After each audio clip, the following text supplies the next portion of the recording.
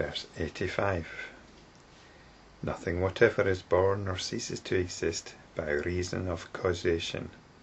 When causation is discriminated, there is birth and cessation. Causation. Causation is the feeling that there's something going on out there. There's a certain predictability about it, a certain stability. Verse 86 tells us that it's nothing more than a thought construction. The triple world is no more than thought construction. There is no reality in its self-nature.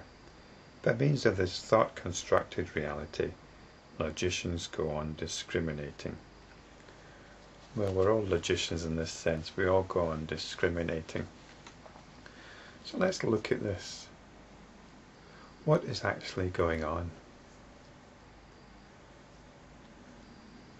Now, I'm asking what is actually going on, not what do you think is going on. Because when you rely on what you think is going on, then you're depending on thought constructions.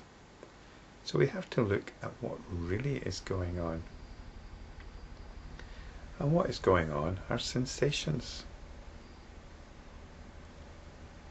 feelings, moods. That's what's going on. But what about all that stuff that's going on out there? Well, if we stick with sensations, because sensations tell us what's actually going on. If I close my eyes, the whole visual field disappears.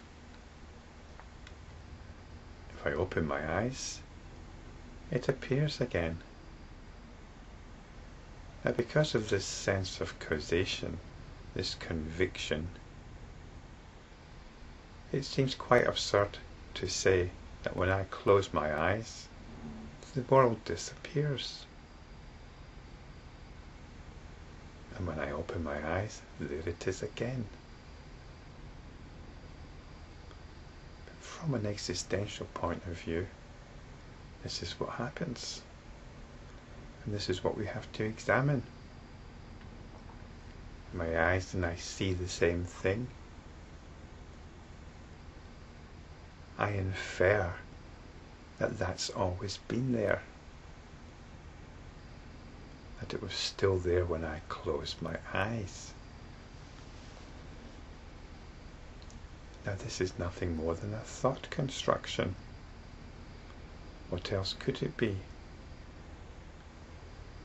But notice the strong conviction to say that it's always been there. This isn't our experience, though. We deny our experience and replace it with the force of the thought construction. And what I've just referred to as the force of the thought construction is causation, is the force of causation.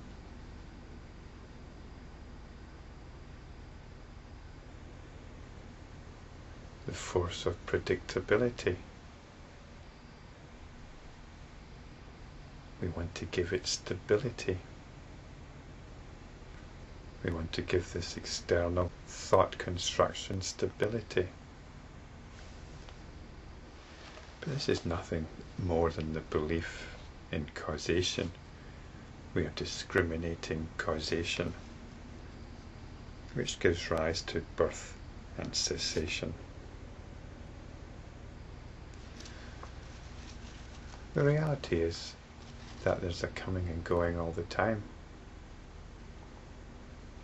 It's like the whirling firebrand, which gives a continuous circle. We discriminate that circle and insist on its reality.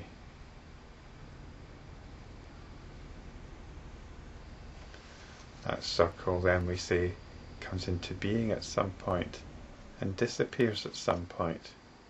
We give it birth. But there's no circle. So nothing whatever is born or ceases to exist by reason of causation. So if we understand causation as continuity and predictability, then we can leave it alone and just come back to whatever sensations are happening right now. Realizing this, we can release ourselves. We can become released from limited and delusional convictions. Verse 87 tells us, when the self-nature of existence is understood, there is no need of keeping off the delusion. No birth is the self-nature of existence. Seeing thus, one is released. We're released from that tendency to invest in the physical reality of an external world. We can then come back to our sense of being, to suchness. All that's keeping it going, all that's keeping this external world going, is our conviction in it. Our conviction in the sense that it's always been there, and it will keep on going in predictable ways. But these are our thought constructions only. And we're not concerned with labelling it all as delusion, because it's there, isn't it? It is there, or there's something there. It's our relationship with it which can change. We no longer need to get sucked into it. We no longer need to get lost in what verse 84 called the superabundance and general confusion. We can be still and rest in suchness.